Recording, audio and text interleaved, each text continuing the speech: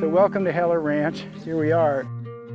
I've had this land since 1990. There was going to be a golf course in Paonia. They were going to put a whole bunch of houses out on this land. Now, I was just a freelance writer and a poet.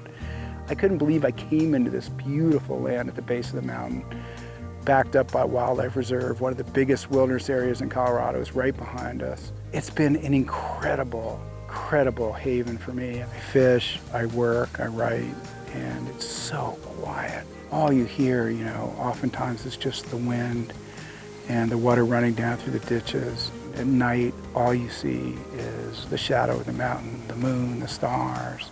It's full of wildlife.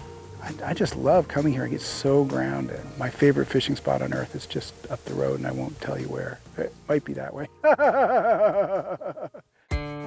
What's special about the ranch is that it's 180 acres that's contiguous to a state wildlife area, the McCluskey Wildlife Area, tons of national forests to the south, and the 5th largest wilderness area in Colorado, just a few miles back behind the back fence. It's extraordinary, it's extraordinarily rich, and it's deeply satisfying, to me and my neighbors that it's protected.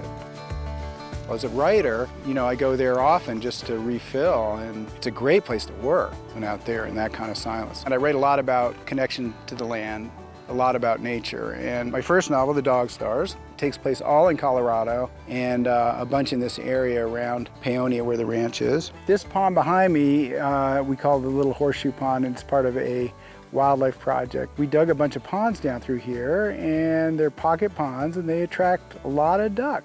To have this in conservation is really so awesome because there's not that much private land that's protected right beneath the mountain. And so this offers some really rich sort of mixed grass and sage land that we find is used a lot of elk and deer hanging out here.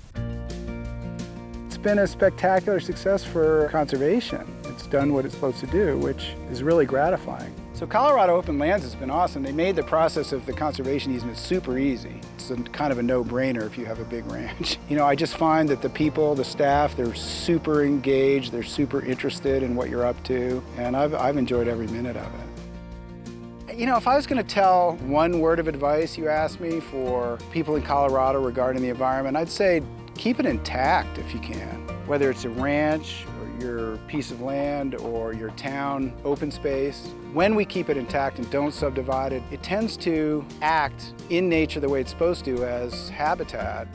The old thing about, having one blue and green planet in the middle of the universe, as far as we know, it's our only one.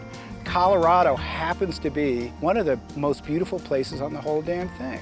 We're so lucky to live here, and I feel like if we have one life to live, let's leave the place better or as good as when we found it. Why wouldn't we?